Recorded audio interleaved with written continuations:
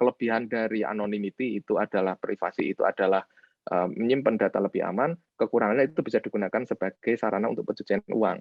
Tetapi enaknya lagi, ini ada transparansi, kita bisa melihat jalur-jalurnya gitu, walaupun itu pseudonim gitu, sehingga itu masih mudah juga untuk nge-trace tindakan pencucian uang gitu. Tetapi ya tetap untuk cari menginvestigasi identitasnya itu susah gitu. Itu ancamannya. Ya, artinya dari segala manfaatnya tentu ada tantangannya gitu ya, ada ancamannya juga. Cuman ya yang saya ingin tanyakan dari ancaman ini ya tadi menarik juga. Dalam sistem blockchain itu pasti anonim ya, atau kita bisa buat mekanisme seperti setiap wallet tuh ada yang bisa tahu gitu, otoritas atau gimana sih, Mas? Ya. Jadi blockchain itu sendiri sudah kalau yang saya lihat itu sudah ada 3 generasi. Generasi pertama itu Bitcoin, dia hanya satu sistem itu satu fungsi, satu sistem itu hanya untuk fungsi sistem mimicking sistem keuangan aja untuk transfer kepemilikan, value, store dan lain sebagainya. Yang kedua, generasi kedua itu blockchain yang bisa digunakan untuk platform aplikasi seperti Ethereum. Itu generasi kedua. Nah, generasi ketiga itu bisa udah ada yang namanya on-chain governance gitu. Jadi on-chain governance itu merupakan mekanisme pengambilan keputusan tapi di dalam jaringan blockchain gitu. Ini menarik. Nah, generasi ketiga inilah yang akan drive blockchain itu tidak lagi hanya cuma satu. Tuh. Karena setiap area, setiap daerah, setiap kebutuhan masyarakat itu memiliki kebutuhannya masing-masing yang berbeda-beda. Ethereum bisa pakai untuk membuat smart contract, tetapi tidak semua fungsi-fungsi yang dibutuhkan di dunia nyata itu bisa dikonversi, diakomodir dengan smart contract. Nah, untuk itu maka butuh membuat blockchain sendiri. Nah, blockchain sendiri ini itu memiliki fungsi yang lebih luas, tidak hanya smart contract. Fungsi bisa untuk melakukan encoding decoding video misalnya, itu yang tidak bisa dilakukan di Ethereum. Sehingga muncullah blockchain kayak LPT itu Live Peer, ya kan? Muncul blockchain kayak IOS, itu merupakan salah satu blockchain yang memiliki fungsi itu tidak bisa dibuat di jaringan Ethereum. Itu. Nah, nantinya muncul blockchain banyak ini, itu kalau bilang oh nanti blockchain ini bakal pada mati lah, nanti hanya akan tersisa satu atau dua, enggak. Justru malahan blockchain ini akan semakin banyak fungsi-fungsinya yang spesifik. Jadi kalau istilahnya kalau di dunia engineering itu jadi microservice gitu. Servisnya sendiri-sendiri, blockchain-nya sendiri-sendiri. Yang mana kalau mau butuh ini menggunakan blockchain ini, butuh fungsi ini menggunakan blockchain ini, butuh fungsi ini menggunakan blockchain ini gitu. Jadi tidak ada wah ini lawan ini enggak. Itu nanti fungsinya sendiri-sendiri gitu. Itu makanya agak naif kalau melihat orang bertarung tentang blockchain yang mana fungsinya beda-beda. Iya dan lain sebagainya, itu nggak ada. Ethereum nggak akan mati. Ethereum tetap akan jalan sebagai fungsinya Ethereum. Nanti kalau ada yang lainnya itu ya nanti apa fungsinya. Selama itu fungsinya ada, tujuannya ada, itu maka bisa digunakan. Nah, itu kenapa ada Nuchain. Nuchain nggak jadi kayak Ethereum killer, nggak ada seperti itu. Akan menjadi ini killer nggak. Itu kita akan fokuskan fungsinya itu nanti untuk keperluan tadi governance, bisnis, DAO dan lain sebagainya. Yang mana mungkin kita akan dibuat ini compliant dengan regulasi yang ada di Indonesia gitu. Ya, jadi ketika nanti Indonesia pengen menerbitkan misalnya nih sebagai contoh digital rupiah misalnya, karena digital rupiah ini nggak boleh down, terus dia itu harus transparan, nggak boleh ada manipulasi dan lain sebagainya misalnya, nggak boleh sampai kena serangan hacker misalnya, maka itu kriteria yang cocok untuk diterapkan di blockchain misalnya. Nah, maka otomatis wah kita taruh aja di blockchain misalnya. Tapi nggak mungkin pemerintah Indonesia naruh itu di Ethereum, gitu kan? Yang gas fee-nya mahal dan lain sebagainya. Belum lagi nanti kalau ada terjadi serangan karena kelalaian developer, maka harus dilakukan forking dan lain sebagainya, gitu. Nah, maka yang perlu dilakukan di situ adalah melakukan apa? Governance, yaitu pengambilan keputusan yang kaitannya merubah state di dalam jaringan blockchain. Yang mana misalnya, ternyata di dalam programnya ini ada yang bug sini, yang berbahaya secara ekonomi. Maka kita harus melakukan revert. Revert ini harus dilakukan secara governance. Dan yang mendukung on-chain governance itu adalah yang generasi ketiga. Jadi nanti blockchain-blockchain yang selanjutnya, multi-chain yang akan muncul, itu akan didominasi oleh blockchain generasi ketiga. Gitu. Oke. Nuchain sendiri ada ini bikin token natifnya sendiri atau cryptocurrency nih untuk mendukungnya teknologi blockchain ini? Ya, kalau Hmm. Node-chain itu ada tokennya, native tokennya namanya ARA gitu. ARA ya. Gitu. Utilities-nya apa Mas ARA Mas? Kalau itu untuk Utilities-nya itu digunakan di yang pertama ya, yang paling penting itu adalah di governance ya, di governance. Nanti digunakan untuk menentukan arahnya mau kemana, apa fungsi yang akan dibuat di dalamnya. Terus kemudian digunakan juga untuk biaya ya, gas fee-nya lah istilahnya ya, kalau di Ethereum gas fee-nya untuk orang-orang yang membuat aplikasi di atasnya, yang mengeksekusi fungsi-fungsi di dalam jaringan itu menggunakan arahnya ini. Gitu. Oke. Kalau kita tarik ke skala lebih luas global, kan sekarang banyak bermunculan juga blockchain gitu. Kita tahu ya kita tidak menggunakan Ethereum killer-killeran gitu ya, tapi seperti Solana, CHR dan lain-lain itu ini memiliki fungsi yang unik nih. Kalau menurut Mas Robin sendiri melihat perkembangan blockchain secara global itu tujuannya apa sih? Apakah betul ada ingin mengalahkan Ethereum atau setiap blockchain yang lahir itu memiliki fungsinya yang berbeda gitu, dan apa aja sih fungsi-fungsi yang sekarang muncul itu? Ya, kalau kita ngelihat ya Mas, kalau kita ngelihat di blockchain yang existing saat ini, itu kan udah banyak banget ya mungkin, nggak hanya terima puluhan, tapi ratusan bahkan mungkin ribuan. Ya. Nah, ini nanti apa aja sih gitu?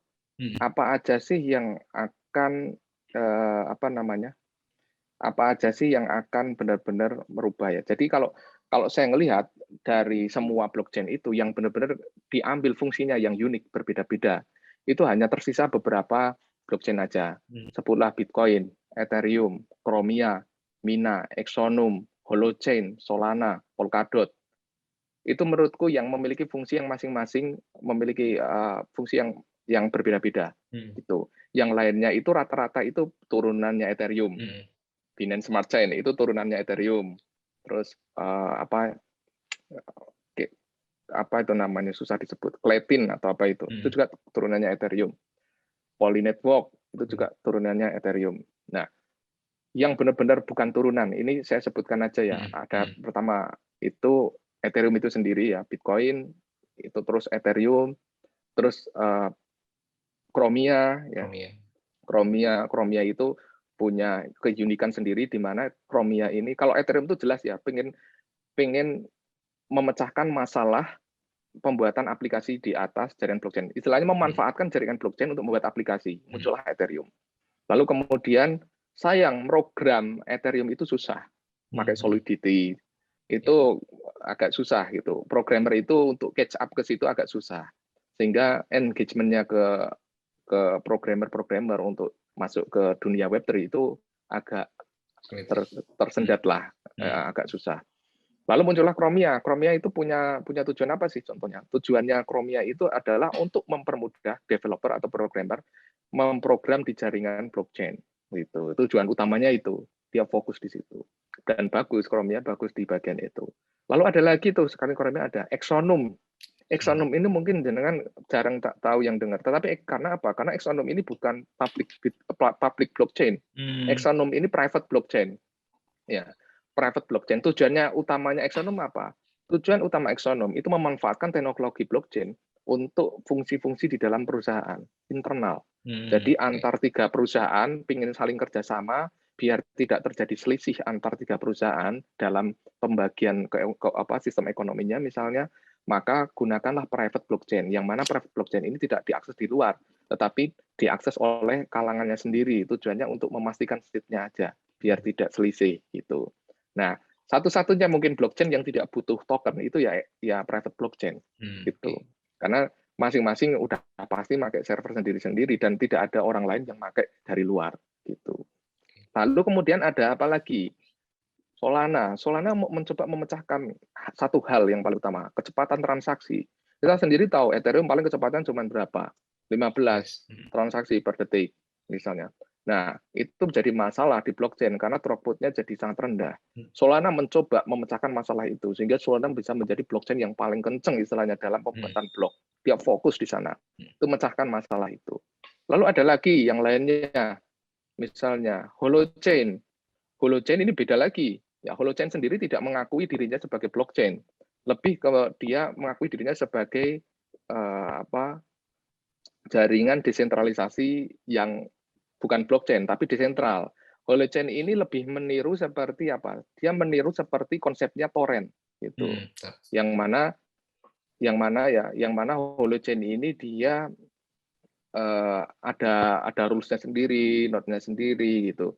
Jadi dia lebih kayak distribusi komputer tetapi tidak secara chain per chain gitu ya. Walaupun sebenarnya ya ada sih chain-nya gitu, tetapi dia hanya hash chain istilahnya. Mereka nyebutnya hash chain gitu.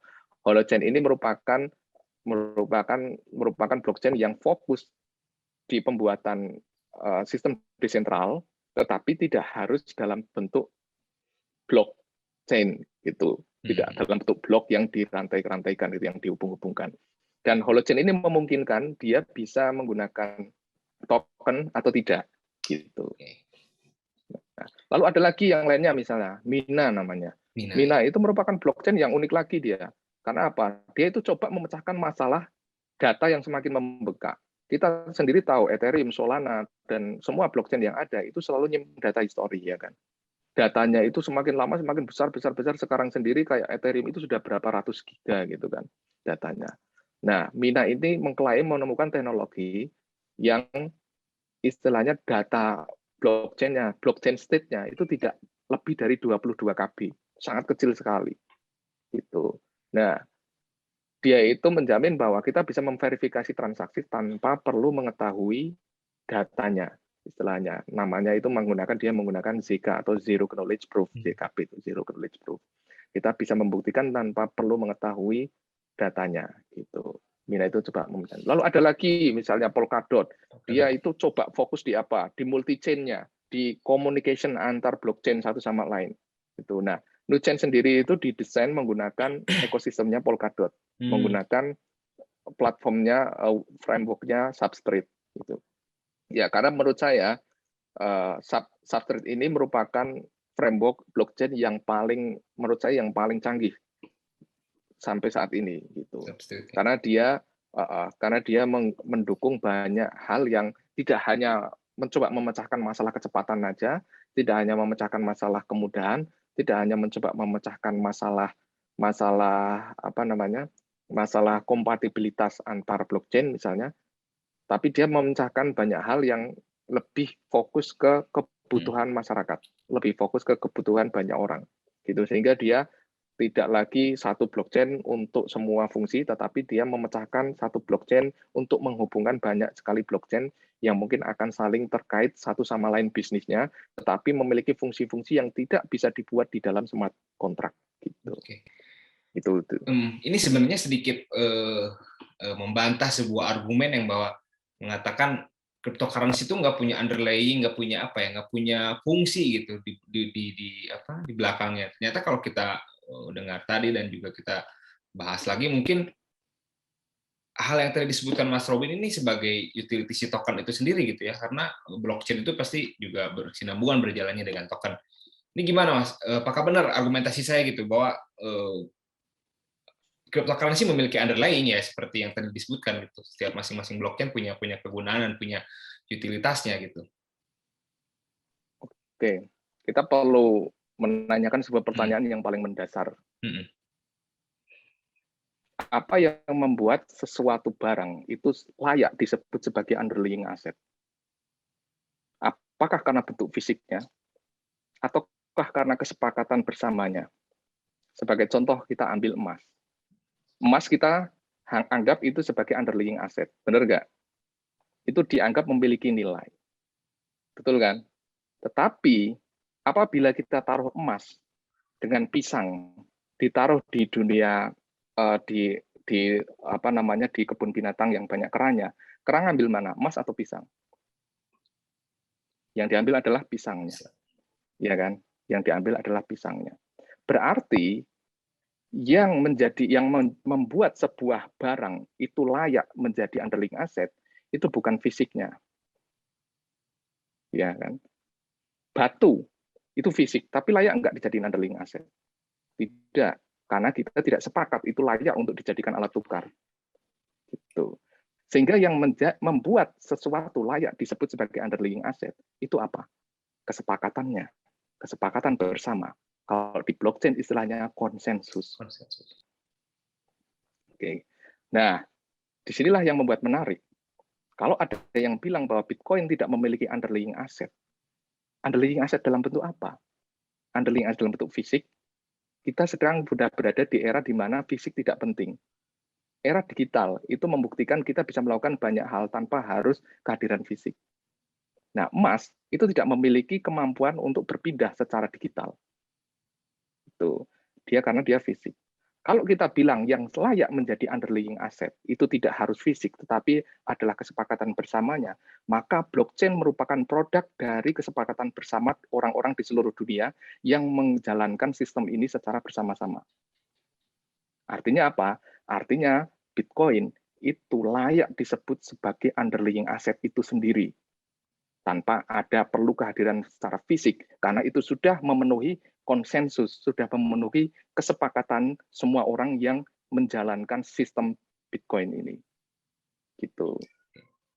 Nah, ini buat teman-teman yang mungkin masih bingung gitu ya, maksudnya banyak yang menyerang atau bahkan berargumentasi bahwa aset digital cryptocurrency nggak punya underlying ya. Ini tadi jawaban Mas Robin itu, bahwa kita harus sepakat dulu, kita harus satu frekuensi dulu apa sih yang disebut underlying itu. Kalau fisik ya tentu cryptocurrency atau token itu nggak punya aset fisik ya.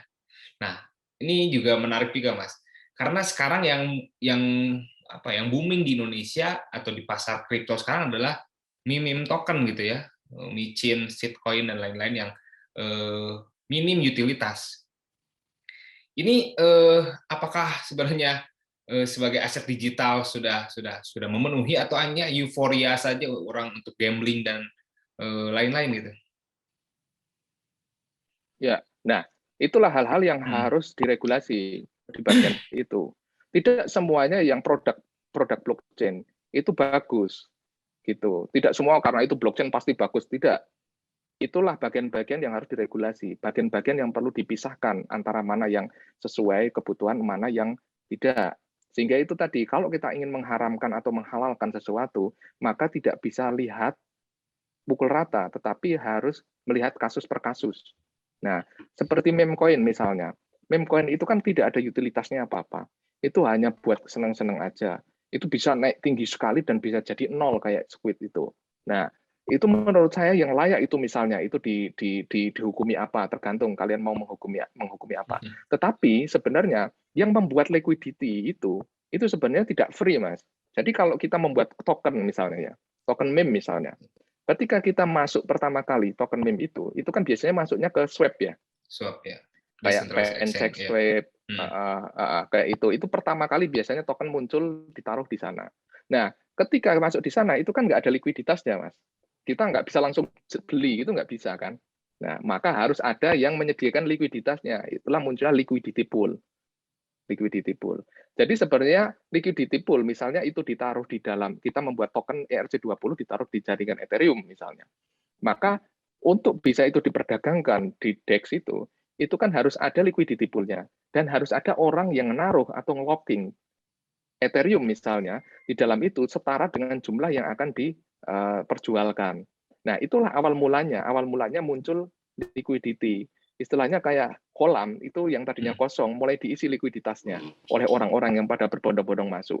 Sehingga itu memiliki likuiditas gitu. Nah, tidak serta-merta asal kita membuat ERC20 token pasti itu laku, pasti itu dibeli dan kita menentukan harganya sendiri gitu. Tidak serta-merta seperti itu, tapi itu akan sebanyak apa orang-orang percaya dengan token itu, maka dia akan muncul likuiditasnya. Kalau orang-orang tidak percaya, maka dia tidak akan ada yang masuk, tidak ada yang beli, dia tetap kering aja likuiditasnya. Gitu, seperti itu. Sehingga walaupun meme coin misalnya muncul dan itu tidak digunakan untuk sesuatu hal yang merugikan, tidak untuk judi dan lain sebagainya, ya benar-benar benar-benar orang-orang percaya, ya silakan. Itu kan balik lagi ke konsensus tadi, ya kan? Ke konsensus tadi. Nah, cuman harus hati-hati karena meme coin itu apa tidak terregulasi dengan benar ya, walaupun sebenarnya di sini meme coin itu ya nggak mungkin ada regulasinya gitu kan. Iya. Nah, yang penting hati-hati aja, orang-orang di belakangnya harus dilihat. Kita harus riset orang-orang di belakangnya gimana, yang membuat ini gimana, terus fungsinya mau untuk apa gitu. Kalau nggak jelas, jangan sekali-kali masuk ke meme coin. Jangan sekali-sekali masuk ke sana kalau tidak jelas. Jadi kita perlu lihat dulu belakangnya. Itu sama kayak kita mau masuk ke negara.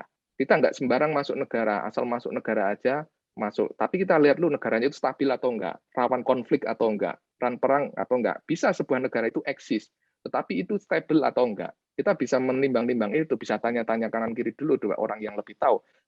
Kalau kita langsung masuk aja misalnya ke North Korea misalnya, langsung nyelundup ke sana. Apa yang terjadi? Nah, sama kasusnya dengan Betul, meme coin betul. ini. Meme coin itu bisa benar, bisa enggak juga. Kita harus hati-hati dan milah-milah.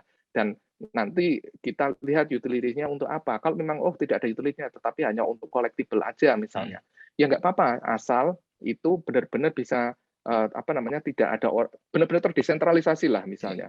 Tidak hanya misalnya ya contohnya 50% yang megang kontrol dari koin ini itu hanya satu orang. Nah, itu rawan sekali untuk di-dump gitu misalnya. Dan ini sangat mudah untuk di-track ya, Mas. Karena kalau setiap token yang lahir gitu pasti smart contract-nya ada, kita tahu holdernya ada berapa, transaksinya kemana aja nih teman-teman. Jadi sebelum beli aset, apalagi yang meme, ya ceklah misalnya kalau dia dengan Ethereum, cek di Etherscan ya Mas ya. Kalau di Binance mungkin di BSC Scan, itu smart contract-nya kita bisa lihat semua, transaksi, stories, dan lain-lainnya. Itu. Ya, Mas, betul. ini soal ini Mas, ini mungkin juga pertanyaan banyak orang gitu ya soal apa ya, halal haram mungkin kita pengen menyinggung lagi tadi soal halal haram gitu ya. Ini sebenarnya karena kan cryptocurrency atau blockchain itu baru ya, masih fase awal lah, belum lebih dari 10 tahun, 11 tahun gitu. Ini apakah pihak regulator atau pihak pemberi fatwa itu masih belum memahami atau ada faktor apa sih? Kalau saya sih rasa ini belum memahami secara utuh gitu ya. Kalau menurut Mas Robin gimana? Ya, saya sepakat kalau Hmm. belum memahami secara utuh. Karena dengan mengharamkan satu cryptocurrency aja itu sebenarnya impact-nya sudah besar banget. Itu berarti menggagalkan sistem blockchain secara keseluruhan karena dia dua sisi mata uang yang berbeda gitu. Jadi menurut saya itu belum memahami secara utuh, baru parsial, baru mungkin hanya tahu kripto itu ya buat trading gitu aja, kripto ya buat aset gitu aja, tetapi tidak tahu bahwa fungsi-fungsi yang ada di dalamnya itu sangat bagus dan mungkin saya berani bilang ya fungsi blockchain itu lebih secure atau lebih aman, kalau boleh bilang dalam bahasa agama ya lebih syariah, itulah istilahnya, dibandingkan sistem yang dibuat oleh perbankan atau manusia. Sistem blockchain itu lebih syariah. Gitu. Saya melihat blockchain itu lebih mirip kayak koperasi, yang mana itu membernya itu sukarela datang. Yang kedua, membernya itu dibagi hasilnya berdasarkan apa yang dia kerjakan sesuai porsinya. Yang ketiga, semua keputusannya diambil secara voting. Nah, koperasi inilah contoh DAO sebenarnya, ya kan? Nah, bedanya koperasi atau DAO yang ada di dalam jaringan blockchain itu diatur oleh smart contract, yang mana smart contract itu ya cuma kode komputer, robot yang tidak bisa disuap, tidak memiliki conflict of interest, kepentingan dan lain sebagainya tidak ada. Sesuai yang ditulis di dalam kontrak itu akan dieksekusi itu apa adanya. Itu yang saya bilang lebih syariah daripada fungsi yang dibuat oleh perbankan. Kalau fungsi atau item-item yang dibuat oleh perbankan, produk-produk perbankan, itu bisa saja dimanipulasi, bisa saja ditambahkan nilainya, angkanya. Kita tidak tahu apakah itu angka yang ada di layar ATM kita itu ada uangnya beneran atau enggak, ada underlying atau enggak, kita enggak tahu juga. Angka itu bisa ditambahkan dan bisa dikurangi berdasarkan komputer server yang ada di perbankan tersebut. Blockchain tidak bisa seperti itu. Jadi saya bilang blockchain menurut saya itu lebih syariah daripada sistem perbankan sendiri. Menarik ini. Sebenarnya masih panjang ya untuk kita membahas soal halal atau haram gitu ya. Apalagi sekarang pihak pemberi fatwa juga maksudnya masih kekurangan ini ya, betul tidak? Masih kajian ilmiah, kajian paper-paper soal blockchain itu masih masih belum banyak atau gimana Mas? Di Ya, dunia ini maksudnya yang membuat betul. penelitian soal ini. Ya betul. Sebenarnya kalau karya ilmiah itu banyak Mas ya. Mhm, Cuman yang memang kebanyakan literaturnya masih masih menggunakan bahasa-bahasa yang teknis sekali gitu mhm, ya. mhm, Teknis sekali. Karena kita untuk memahami cryptocurrency, kita harus memahami dulu blockchain. mhm, Untuk memahami blockchain sendiri, kita harus memahami kriptografi. Untuk memahami kriptografi, kita harus memahami matematika. Nah, bagaimana kita bisa memahami blockchain tanpa memahami kriptografi itu tidak bisa. Bagaimana kita bisa memahami kriptografi tanpa pemahaman matematika itu tidak bisa. Tetapi ketika misalnya kita dihadapkan ke orang, orang yang bukan orang matematika, bukan orang kriptografi, terus kita suruh jelasin blockchain, itu sangat susah sekali membuat pemahaman. Walaupun dengan analogi-analogi yang ada, mhm, yang paling sederhana, analogi yang paling sederhana sebenarnya, itu adalah kalau kita sebelumnya transfer-transfer angka dan lain sebagainya itu adalah melalui servernya bank, kalau di blockchain, kita urunan server, kita buat sistem yang sama kayak bank, tetapi dijalankan secara melalui komputer-komputer kita, nggak minjem komputernya bank, jadi kita nggak perlu bayar di bank. Paling sederhana seperti itu. Nah, biar kita tidak saling menipu satu sama lain, kita amankan pakai kriptografi. Kriptografi ini kalkulasi yang nggak bisa ditipu. Istilahnya dia sebagai kayak menggantikan posisi pengawas mhm. gitu. Nah, kriptografi ini tidak bisa menipu sehingga kita bisa melakukan trustless transaction atau transaksi yang bisa dipercaya tanpa harus saling mengenal satu sama lain. Itu. Nah, urunan server ini, urunan komputer ini merupakan istilah yang paling sederhana untuk menggambarkan bagaimana blockchain ini dibentuk. Gitu. Kalau tadinya kita menggunakan sistem perbankan, kita pakai OVO, kita pakai GoPay dan lain sebagainya, transaksi keuangan angka-angka ini melalui server-servernya OVO, server bank, server GoPay, melalui server-server ini, kalau transaksi melalui blockchain itu melalui server-server komputer-komputer orang-orang yang pada urunan ini, Iya, operasinya, orang-orang yang pada kerja ini. Nah, bedanya di mana? Bedanya kalau yang kita menggunakan perbankan, menggunakan fintech, biaya fee transaksi itu diambil oleh mereka, oleh shareholder, oleh pemilik modal, oleh pemilik perusahaan. Nah, kalau di dalam jaringan blockchain, biaya transaksinya itu dibagikan kepada orang-orang yang urunan komputer ini. Sehingga secara ekonomi, fungsi perbankan untuk transfer dan lain sebagainya bisa juga memakai blockchain. Bedanya transaksi fee-nya, kita bayarnya tidak ke satu orang atau dua orang atau pemilik modal yang ada di perusahaan itu, tetapi dibagikan kepada orang-orang yang pada urun komputer untuk jalanin sistemnya itu. Gitu, bedanya di situ. Sehingga kita mhm, bilang, makanya saya berani bilang, blockchain ini dan fintech keuangan ini itu akan tergantikan sebenarnya. Sudah bisa di sini dan yang menarik lagi tanpa perlu diawasi. Kriptografi sendiri sudah menjamin keamanannya itu. Gitu. oke. Ini menarik sekali sebenarnya kalau kita bahas panjang sekali ini soal blockchain dan karena kita menjelaskan pun kadang-kadang masih banyak yang belum mengerti dan ini tinggal menunggu waktu saja sebenarnya Mas ya. Ini kita lihat sekarang di media sosial sudah banyak influencer-influencer yang mengenalkan blockchain, masuk ke Nuchain dan teman-teman yang lain gitu. Ini menjadi satu gerakan juga sebenarnya untuk mengenalkan blockchain secara utuh ya, tidak hanya mengenalkan cryptocurrency apalagi yang mint token gitu. Karena ini fungsinya yang lebih bermanfaat untuk ke depan. Nah, ini terakhir Mas, saya pengen tanya gini nih. Internet ketika awal-awal muncul mungkin belum banyak orang yang menduga bakal seperti sekarang gitu ya. Manfaatnya gitu. Bahkan sekarang kita tidak bisa lepas dari yang namanya internet itu. Nah, kalau blockchain mungkin sekarang adalah fase awal dan apa sih kira-kira 10 atau 30 tahun ke depan blockchain tuh atau cryptocurrency itu bakal bakal seperti apa ya? Kita sedikit mengawang-awang dulu lah. Gimana, Mas?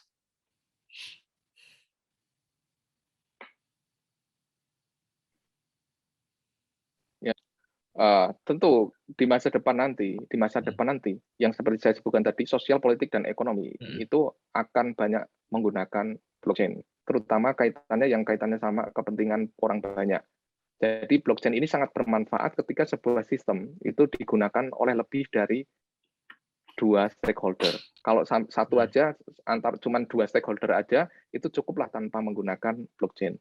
Tetapi ketika sebuah sistem ini menampung kepentingan masyarakat banyak, orang banyak, stakeholder yang sangat banyak, maka blockchain ini menjadi wajib harus menggunakan blockchain. Karena blockchain ini merupakan sembarangan untuk merubah di sana, juga tidak sembarangan, dan ketika terjadi sebuah perubahan, itu tidak bisa diganti, tidak bisa diulang, maksudnya tidak bisa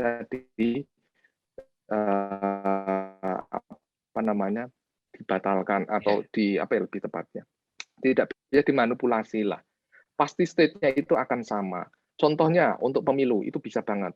Bayangkan seandainya pemilu menggunakan jaringan blockchain, itu satu orang satu suara dan lain sebagainya yang sudah menggunakan governance blockchain itu bisa tercipta, dan istilahnya hanya butuh waktu hitungan jam kita sudah tahu hasilnya. Misalnya hitungan jam kita sudah tahu hasilnya secara total, secara keseluruhan di seluruh Indonesia. Itu bisa banget, tinggal political will-nya aja. Bisa nggak secara politis untuk melegalkan menggunakan blockchain? Secara biaya bisa lebih murah lalu artinya apalagi ya, pemilu ya? Untuk sertifikat tanah punya masalah apa? Duplikasi gitu. Gimana?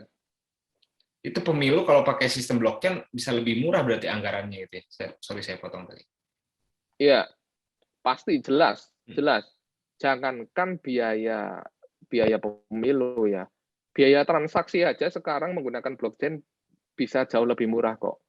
Kita jangan ngomong Bitcoin atau Ethereum ya. Kita bilang blockchain, artinya kita nggak merujuk ke Ethereum. Ethereum memang biaya transaksinya mahal ya, karena kita tahu sendiri kalau dikurskan Ethereum udah mahal sekali untuk dalam bentuk uang rupiah kita. Tetapi kalau misalnya ngomong dengan blockchain itu jauh bisa lebih murah sekali. Nah, itu anggaran pemerintah, anggaran penyerapan anggarannya itu nggak terlalu besar ketika kita menggunakan blockchain untuk mengadakan pemilu. Itu jauh lebih murah dan jauh lebih transparan, susah untuk dimanipulasi. Tetapi ya itu jadi tidak menarik bagi orang-orang yang ingin hal yang berbeda gitu. Oke. Halo, terdengar suara saya, Mas? Ya, masuk. Oke. Tadi pertanyaan terakhir dari saya ya, mungkin Mas Robin ada closing statement yang mungkin ingin disampaikan, tadi belum sempat tersampaikan gitu, soal blockchain, soal ekosistemnya atau apapun yang dirasa penting oleh Mas Robin untuk disampaikan. Silakan, Mas. Oke. Blockchain itu hanya menjadi awal dari sebuah revolusi. Blockchain ini seperti menjadi revolusi industri untuk internet sendiri. Blockchain ini menjadi layer paling dasar, yang paling lebih besarnya nanti ada di Web3-nya. Perkembangan Web3 atau web generasi ketiga ini akan banyak merubah banyak hal dari sosial, politik, dan ekonomi nanti kita. Termasuk juga lifestyle nanti akan berbeda. Contoh aja misalnya NFT, yang tadinya orang-orang digital, artis, itu tidak ada tempat untuk mendapatkan nilai ekonomi secara mudah, sekarang akan dimudahkan dengan hadirnya blockchain, karena kepemilikan lebih jelas di era blockchain ini. Web3 itu merupakan teknologi yang sudah tidak mungkin bisa dihentikan. Dia akan terus melaju jalan dan itu akan merubah segalanya nanti di masa depan. Kalau boleh sekarang ingin mempelajari blockchain, fokus dipelajari tentang Web3 ini. Karena Web3 ini akan menjadi masa depan era digital yang akan kita jalani nanti. Kemungkinan anak cucu kita cepat atau lambat pasti akan mempelajari ini. Jadi jangan sampai kita ketinggalan terhadap perkembangan teknologi khususnya untuk Web3 ini. Oke. Terima kasih banyak Mas Robin atas ilmu yang sangat bermanfaat sekali ya, daging semua ini isinya nih. Semoga teman-teman bisa mempelajari juga terkait pembicaraan kita pada sesi ini gitu ya. Semoga ada manfaatnya gitu. Oke, terima kasih Mas Robin atas waktunya. Sukses terus buat Nusantara Chain. terus update ininya Mas, biar kita pantau dan bikin artikelnya Mas soal Nuchain dan Nusantara Chain gitu. Ini karena saya ini pribadi jujur ini saya sangat tertarik ini, maksudnya di Indonesia ada blockchain yang muncul lagi gitu. Oke, teman-teman, saya ingatkan lagi pembicaraan kita ini adalah bukan ini ya, bukan saran atau ajakan untuk membeli aset digital apapun gitu ya. Ini hanya pure pembelajaran literasi tentang blockchain dan cryptocurrency tentunya. Gitu saja. Jangan lupa subscribe Portal Crypto TV, terus dukung kita untuk memproduksi konten-konten literasi tentang cryptocurrency dan blockchain. Terima kasih Mas Robin atas waktunya. Saya Terima selalu kasih Mas Iqbal. Sama-sama Mas Iqbal.